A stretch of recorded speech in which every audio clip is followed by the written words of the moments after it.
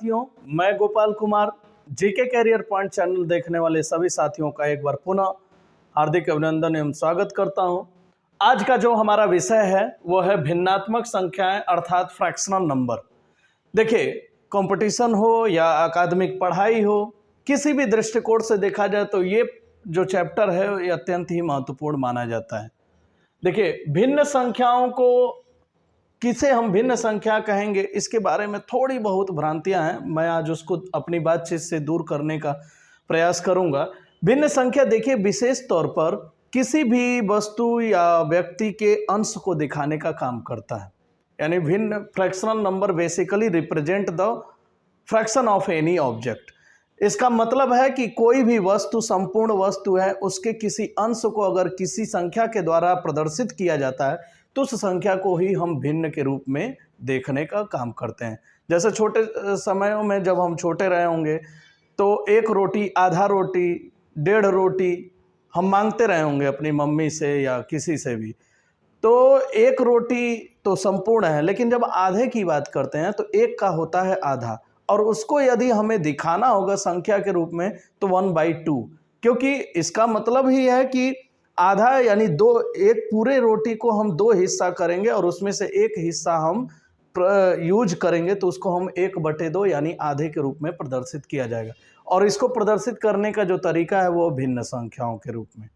यानी भिन्न संख्याओं के बारे में एक निष्कर्ष तो निकाला ही जा सकता है कि भिन्न संख्या किसी संपूर्ण वस्तु या व्यक्ति के अंश को प्रदर्शित करने का कार्य करता है। भिन्न संख्या को सदैव p/q के रूप में ही दिखाया जाता है, और जहां पर p जो है ऊपर वाला यानी अंश न्यूमरेटर के रूप में जाना जाता है, और नीचे वाला जो q है उसको हर यानी डिनोमिनेटर के रूप में जाना जाता है। यानी भिन्न संख्याओं को बेसिकली देखा जाए तो p/q के ही रूप में लिखा जाता है, जहां पर ऊपर वाला अंश होता है और नीचे वाला हर होता है। और उदाहरण स्वरूप देखा जाए तो 3/4 एक भिन्न संख्या के रूप में माना जा सकता है। वैसे देखा जाए तो भिन्न संख्या एक तरह से p/q के ही रूप में लिखा जाता है, लेकिन उसके भी कुछ प्रकार हैं जिसको हम भिन्नों के प्रकार के रूप में पढ़ेंगे। तो जरा इसको देखेंगे तो इससे हमको बहुत सारे भिन्नों से जुड़ी हुई जो चीज़ें हैं वो आपको समझ में आएंगी। भिन्नों के प्रकार में जो पहला प्रकार है वो है समभिन्न। समभिन्न, इसका दूसरा ही नाम होता है उचित भिन्न, जिसको अंग्रेजी में प्रॉपर फ्रैक्शन के नाम से जानते हैं। और प्रॉपर फ्रैक्शन जो है समभिन्न, इसकी जो पहचान है वो अंश जो होता है वो हर से सदैव छोटा होता है। यानी ऊपर वाली जो संख्या होगी वो नीचे वाली संख्या से निश्चित रूप से छोटी होगी। अगर ऐसा है तो ऐसे भिन्न को समभिन्न, उचित भिन्न या प्रॉपर फ्रैक्शन के नाम से जानेंगे। जैसे उदाहरण स्वरूप देखा जाए तो 5/7, 2/3। यहाँ देखिए ऊपर वाला जो अंश है वो 5 है और नीचे वाला जो हर है वो 7 है।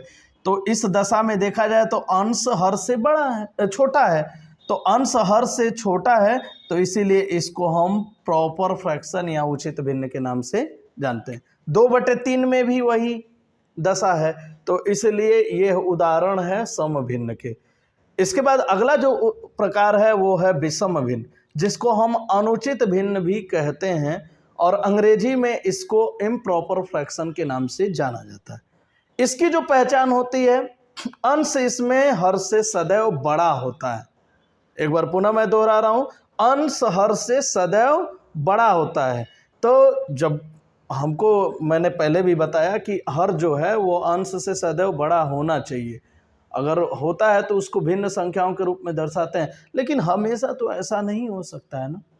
अंश कई बार हर से बड़ा हो जाता है। जैसे उदाहरण स्वरूप देखिए 7/2, तो 7/2 में ये बात तय है कि इसमें अंश क्या है, हर से बड़ा हो रहा है। और जब अंश हर से बड़ा हो जाता है तो ऐसी दशा को हम इम्प्रॉपर फ्रैक्शन या अनुचित भिन्न कहते हैं। यानी ये भिन्न का एक अनुचित प्रदर्शन है। इसके बाद होता है संयुक्त भिन्न। यानी अनुचित भिन्न को अगर आप चाहते हैं तो संयुक्त भिन्न में बदल सकते हैं। ये भिन्नों के तीसरे प्रकार के रूप में जाना जाता है। संयुक्त भिन्न, इसको इंग्लिश में मिक्स्ड फ्रैक्शन बोलते हैं। और मिक्स फ्रैक्शन की पहचान होती है कि ऐसे फ्रैक्शन में एक पूर्णांक संख्या एक सम भिन्न के साथ जुड़ी होती है। ठीक है ना। एक बार मैं पुनः दोहरा रहा हूं कि इसकी पहचान होती है एक पूर्णांक संख्या समभिन्न के साथ जुड़ी होती है। जैसे उदाहरण स्वरूप देखा जाए तो 5 सही 2/5, ये देखिए 5 सही 2/5। अब ये 5 सही 2/5 है, यदि हम इसको तोड़ें तो इसमें 5 एक पूर्णांक संख्या के रूप में जुड़ा हुआ है 2/5 भिन्न के साथ, यानी 5 सही 2/5 को हम 5 + 2/5 लिख सकते हैं। कई लोग गलती करते हैं क्योंकि गणित में जनरली बताया भी जाता है कि जहां पर कोई निशान न हो, कोई चिन्ह न हो, वो गुणे का निशान मान लिया जाता है। तो 5 सही 2/5 को हम किस प्रकार लिखेंगे, तो कई लोग भ्रांति में रहते हैं कि 5 गुणे 2/5 होगा। ऐसा बिल्कुल भी नहीं होता है और ऐसी गलती करिएगा भी मत। कंपटीशन में अक्सर छोटे बड़े कंपटीशनों में पूछ दिया जाता है, तो इसका मतलब होगा कि 5 + 2/5, ये होता है संयुक्त भिन्न। और एक विषम भिन्न हमेशा चाहा जाए तो संयुक्त भिन्न के रूप में बदला जा सकता है। तो ये बात आप दिमाग में रखिए, ये भिन्नों का तीसरा प्रकार है। चौथा प्रकार है इकाई भिन्न। इकाई भिन्न का मतलब होता है यूनिट फ्रैक्शन, और इसकी जो पहचान होती है अंश सदैव 1 होता है और हर जो होता है वो 0 के अतिरिक्त कोई भी संख्या हो सकती है। यानी इसकी जो पहचान होती है वो अंश सदैव 1 हो और हर 0 के अतिरिक्त कोई भी पूर्ण संख्या हो सकती है। तो उदाहरण स्वरूप देखा जाए तो 1/5, आपको देखना बस है कि ऊपर 1 है कि नहीं है। अगर 1 है तो उसको इकाई फ्रैक्शन के नाम से जाना जाएगा। 1/7 ये सब यूनिट फ्रैक्शन के रूप में जाने जाते हैं। अब इसके बाद है पांचवा प्रकार, जिसको हम तुल्य, समान या कहें तो इक्वल फ्रैक्शन के नाम से जान सकते हैं। यानी ऐसे भिन्न जो भले से जो लिखावट है, जो अंकीय प्रदर्शन है वो अलग अलग हो, लेकिन उसका मान हमेशा बराबर हो, ऐसे भिन्नों को हम समान, समतुल्य या फिर इक्वल फ्रैक्शन के नाम से जानते हैं। यानी ऐसा भिन्न जिसमें अंक भले अलग हो लेकिन वो अंततोगत्वा मान उसका बराबर हो जाए, तो ऐसे भिन्नों को समतुल्य भिन्न या इक्वल फ्रैक्शन के नाम से जानते हैं। उदाहरण में देखते हैं, ये 2/3 है, ये दूसरा फ्रैक्शन 4/6 है। अब 2/3 और 4/6 को हम कैसे समतुल्य भिन्न बताएंगे, ये जरा देख लेते हैं। तो 2/3 बराबर 4/6 मैं कह रहा हूं कि होना चाहिए, बिल्कुल होगा। अब 2 से इसको भाग देंगे तो 2 दूनी 4 और 2 तिहाई 6। अब देखिए ये भी 2/3, ये भी 2/3, LHS RHS के बराबर हो गया। ऐसी दशा में दायां पक्ष बायां पक्ष के बराबर होने के कारण इसको हम समतुल्य भिन्न के नाम से जानते हैं। अगली कड़ी में जो छठवां प्रकार है भिन्नों का, वो है समहर भिन्न। समहर का मतलब होता है equal denominator fraction. Equal denominator fraction यानी ऐसा फ्रैक्शन जिसका डिनोमिनेटर सेम हो, यानी हर बराबर हो, तो ऐसे भिन्न को हम समहर भिन्न के नाम से जानते हैं। उदाहरण 3/5, 8/5, 4/5, ये सब देखेंगे तो हर इसमें 5-5 है और ऊपर आपका संख्या अलग है, उससे हमको कोई लेना देना नहीं। नीचे का हर बराबर है, इसलिए ये तीनों फ्रैक्शन समहर भिन्न की कैटेगरी में आएगा। अब देखिए ये तो हो गया भिन्नों के बारे में एक छोटी मोटी बातचीत और भिन्नों के प्रकार के और उसके स्वरूप के बारे में। यदि आपको भिन्न से जुड़े हुए सवालों को हल करना है तो आप कैसे करेंगे, क्या प्रक्रिया अपनाई जाएगी? तो छोटी कक्षाओं में एक सूत्र बताया जाता है सरलीकरण के लिए। वो सूत्र होता है बॉडमास का सूत्र। वो सूत्र होता है बॉडमास का सूत्र। जनरली लोग पढ़े भी होंगे, मैं एक बार पुनः याद दिला देता हूं बस आपको। बॉडमास का मतलब क्या होता है, उसको कैसे लागू करते हैं और कैसे उसके आधार पर गणितीय परिकलन करते हैं, इसको जरा हम देखते हैं। BODMAS BODMAS। बी का मतलब होता है ब्रैकेट। पहला जो अक्षर है बी, ये सूत्र का, ये बी का मतलब होता है ब्रैकेट। इसको हिंदी में बोलते हैं कोष्टक। कोष्टक मतलब जिसके द्वारा कोई संख्या घिरी होती है उसको हम कोष्टक बोलते हैं। अब देखिए कोष्टक भी यहाँ पर 4 प्रकार के हो जाते हैं।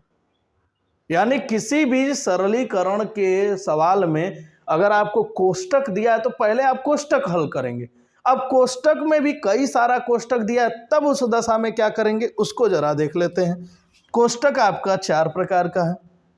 पहला है एक लाइन ब्रैकेट यानी रेखा कोष्टक, दूसरा है छोटा कोष्टक, तीसरा है मझला कोष्टक और चौथा कोष्टक है सबसे बड़ा कोष्टक। यानी नियमतः देखा जाए तो सबसे पहले लाइन ब्रैकेट अगर है तो उसको हल किया जाएगा, उसके बाद प्रायोरिटी में हायरार्की में जो नंबर आएगा वो है छोटा कोष्टक, यानी दूसरे क्रम में छोटा कोष्टक को तोड़ के हल किया जाएगा, तीसरे क्रम में मझले कोष्टक को और चौथे क्रम में बड़े कोष्टक को हल किया जाएगा, यदि सवाल में कोष्टक ये सारे दिए गए हैं तो। अब कोष्टक को हल करने के बाद किसकी बारी आएगी, तो ओ मतलब होता है ऑफ, और ऑफ का हिंदी होता है का, और का मतलब होता है गुणा। तो जहां पे भी ऑफ या का लिखा हो उसको हटाकर आप गुणे का निशान लगाकर पहले गुणा कर लीजिए, तब जाके सवाल में आगे बढ़ने का प्रयास करिए। इसके बाद है डी। डी का मतलब होता है डिवीजन यानी भाग। भाग यानी आपको ऑफ भी कर लिए, उसके उपरांत बारी आती है भाग की। उसके बाद है यम, यानी यम मतलब मल्टीप्लिकेशन यानी गुणा। भाग के उपरांत आपको गुणा करना है, यानी इसके बाद आप गुणा करेंगे। गुणा के बाद बारी आती है एडिशन यानी जोड़ की, जोड़ करेंगे, और अंत में आता है घटाना यानी सब्ट्रैक्शन। इस प्रकार बॉड मास को आप चाहें तो इस तरह से अगर आप समझते हैं तो किसी भी भिन्न हो संख्या का सरलीकरण हो वो बेहद ही आसान हो जाएगा। और यही एक चरण होता है, इस चरणबद्ध तरीके से यदि आप सवाल को हल करते हैं तभी सवाल सही होता है, अन्यथा की स्थिति में सवाल गलत हो जाते हैं। तो बॉडमास के सूत्र को हमें ध्यान में रखना होगा। बी मतलब ब्रैकेट, ओ मतलब ऑफ, उसको कन्वर्ट करेंगे गुणा में, डी मतलब डिवीजन यानी भाग, एम मतलब मल्टीप्लिकेशन अर्थात गुणा, ये ए मतलब एडिशन यानी प्लस, और लास्ट में है सब्ट्रैक्शन यानी माइनस। अब हम एक सवाल लेते हैं और ये सवाल आपको निश्चित तौर पर मदद करेगा भिन्न संख्याओं को समझने में। तो वो सवाल मैं यहाँ नीचे लिखा हूँ, मैं इसको यहाँ पर हल करता हूँ, और ऐसा ही नहीं पूरा उम्मीद है कि इतनी सारी बातचीत से आपको भिन्न संख्याओं को हल करने में और उसको समझने में और उससे जुड़े हुए सवालों का उत्तर देने में आपको मदद मिलेगी। तो एक सवाल है, वो है 2 माइनस बड़ा ब्रैकेट 4 सही 1/2 माइनस मझला ब्रैकेट 5 सही 1/2 माइनस छोटा ब्रैकेट 4 सही 1/2 माइनस 2 सही 1/3, छोटा ब्रैकेट बंद, उसके बाद मझला बंद, उसके बाद बड़ा ब्रैकेट बंद। अब देखिए इस सवाल को हम कैसे चरणबद्ध तरीके से बॉडमास का नियम लगाते हुए हल करेंगे, इसको जरा आप देखिएगा। सबसे पहले नियमतः देखा जाए, मैंने बताया था बॉडमास में अगर रेखा ब्रैकेट है तो ठीक है, नहीं है तो छोटा ब्रैकेट को टच करेंगे। छोटा ब्रैकेट देखिए यहाँ पर दिया गया है, तो सबसे पहले हम क्या करेंगे, छोटा ब्रैकेट को हल करेंगे। छोटा ब्रैकेट को हल करने के लिए हम चरणबद्ध तरीके से बढ़ते हैं, जितना भी मिक्स फ्रैक्शन है उसको फ्रैक्शन में बदल लेते हैं। तो 2 माइनस बड़ा कोष्टक, देखिए ये मिक्स फ्रैक्शन को कैसे हल करते हैं, 2 का गुणा 4 में, यानी 2 का गुणा 4 में, 2 चौको 8, और 8 जो प्रोडक्ट आ गया उसको 1 में जोड़ दीजिए, अंश में जोड़ दीजिए, यानी यहाँ पे जोड़ना है। तो 2 चौको 8 1 9/2 माइनस मझला ब्रैकेट 2 पचे 10, वही सेम प्रक्रिया है, 2 पचे 10 1 11/2 माइनस छोटा ब्रैकेट। अब इसको तो हल ही करना है, हल करना है तो पहले इसको हम कर लेते हैं। 2 चौको 8 1 9/2 माइनस 2 तिहाई 6 1 7/3। अब देखिए, अब सबसे पहला था कि मिश्र फ्रैक्शन को हम इसको इम्प्रॉपर में बदल लिए। अब चूंकि हमको छोटा ब्रैकेट ही हल करना है नियम के हिसाब से, तो आप देखिए हर दोनों का बराबर नहीं है, और हर दोनों का बराबर नहीं है इसलिए हम दोनों के हरों का एलसीएम लेंगे, और 2 और 3 का लघुत्तम होता है 2 तिहाई 6 यानी 6। अब इसको हल करने के लिए जैसे भिन्न को जोड़ते घटाते हैं, आपने ये देखा भी होगा, और समझा भी होगा। ये चीज़ मैं अगर नहीं होगा तो अगले क्लास में इस बात को बताऊंगा जरूर, लेकिन यहाँ भी हम समझ लेंगे तो बात समझ में आ जाएगी। तो 2 और 3 हर बराबर नहीं है, एलसीएम निकाले, 2 और 3 का एलसीएम आया 6। अब 2 से हम इसको भाग देंगे तो 2 तिया 6, 3 आया। अब अंश से जो आया है भागफल उससे गुणा करेंगे तो 2 तिया 6, 3, 3 9 27 माइनस 3 दूनी 6, 2 आया और 2 सते 14। यानी अब छोटा ब्रैकेट अब चाहे तो हटा सकते हैं, तो 27 में से 14 घटेगा तो आंसर आएगा, 27 में से 14 घटाने पर आएगा 13 आएगा, यानी 13/6। यानी इस छोटे वाले ब्रैकेट को हल करने के उपरांत जो उत्तर आएगा वो होगा 13/6। अब चाहे तो आप छोटा ब्रैकेट तोड़ के आप यहाँ पर 13/6 लिख सकते हैं। मैं सवाल को लिखता हूँ, 2 - 9/2 माइनस मझला ब्रैकेट 11/2 माइनस ये आया था, इसको हल करने के उपरांत 13/6। ब्रैकेट टूट गया तो माइनस निशान जो बाहर है वो इसके साथ जुड़ जाएगा और सवाल ऐसा हो जाएगा। अब फिर से हमको प्रायोरिटी के हिसाब से छोटे ब्रैकेट के बाद मझला ब्रैकेट हल करना है। 2 और 6 का एलसीएम, 2 और 6 का एलसीएम फिर से वापस करेंगे तो इसको हल करना है, तो हर बराबर नहीं है तो हर बराबर करेंगे। 2 और 6 का एलसीएम 6 होगा, 2 से भाग देंगे, 2 तिया 6, 11 तिया 33 माइनस 6 से भाग देंगे, 6 में 6 कम 6 और ये हो जाएगा 1 × 13 यानी 13। अब मझले ब्रैकेट की भी आवश्यकता नहीं रही क्योंकि इसको मैंने हल कर लिया। अब 33 में से 13 घटाएंगे, आएगा 20/6। यानी इस मझले ब्रैकेट को हल करने के उपरांत जो उत्तर आया वो आया 20/6। अब 20/6 जो होगा वो मझले ब्रैकेट को तोड़ के चाहे तो हम वहां लिख सकते हैं। तो 2 - 9/2 माइनस 20/6। अब बचा है बड़ा कोष्टक, तो बड़ा कोष्टक को हम हल कर लेते हैं। चूंकि ये माइनस बाहर था इसलिए माइनस इसके साथ लग गया। अब 2 और 6 का एलसीएम वापस करेंगे, पुनः 6 आएगा, ठीक है। 2 और 6 का एलसीएम 6। अब 2 तिया 6, 9 त्रिकी 27, 6 से भाग देंगे, 6 में 1 आएगा, 1 × 20 यानी 20, यानी इसमें आ जाएगा 7/6, 7/6। अब 7/6 आ गया। अब इसकी जगह अब बड़े ब्रैकेट की कोई आवश्यकता नहीं रही, तो बड़े ब्रैकेट की आवश्यकता नहीं रही, उसकी जगह हम लिख देते हैं 7/6। तो 2 - 7/6। अब देखिए इसके बाद क्या होगा कि अब इस 2 में से इसको हमें घटाना है। अब देखिए इसमें भी क्या करते हैं, हर चूंकि बराबर नहीं है तो हर बराबर नहीं है तो इसकी जगह हम चाहें तो 1 लिख सकते हैं, क्योंकि हर एक संख्या के नीचे 1 लिखा जा सकता है हर के रूप में। तो 6 और 1 का एलसीएम हो जाएगा 6, ठीक है ना। अब 1 से भाग देंगे या डायरेक्ट भी कर सकते हैं, जो बच्चे प्रैक्टिस करते हैं तो उनको शॉर्टकट भी समझ में आता है। 6 दूनी 12, ठीक है ना, 6 दूनी डायरेक्ट इससे गुणा कर देते हैं तो यहाँ आ जाएगा 1 6 कम 6 यानी 6 आएगा, 6 दूनी 12 माइनस 6 और ये 1 से गुणा होगा 7 में यानी इधर भी आ जाएगा। तो 12 में से 7 घटेगा, आएगा 5/6 और ये हो जाएगा आपका आंसर। ये विधिवत प्रक्रिया के स्वरूप में देखा जाए तो इसको मैंने पूरी नियमतः इसको हल करने का प्रयास किया है और जिसका उत्तर आया है 5/6 और यही इसका सही उत्तर भी होगा। और यही लगाने का, भिन्नों को लगाने का सबसे बेहतर तरीका होता है। अगर आप इस चीज़ को समझते हैं तो काफ़ी प्रैक्टिस करने के उपरांत ये काफ़ी तगड़ी परिकलन हो जाती है और जिससे भिन्नों को लगाना आसान हो जाता है। तो भिन्न अब जहन से निकाल दीजिए कि भिन्न कठिन होते हैं, भिन्न बेहद ही आसान टॉपिक होता है, बशर्ते इस पर हमारी एक पकड़ बन जाए तो तब तक के लिए धन्यवाद। अगले क्लास में फिर मुलाकात होगी भिन्नों से ही संबंधित बातचीत को लेकर। तब तक के लिए धन्यवाद, नमस्कार।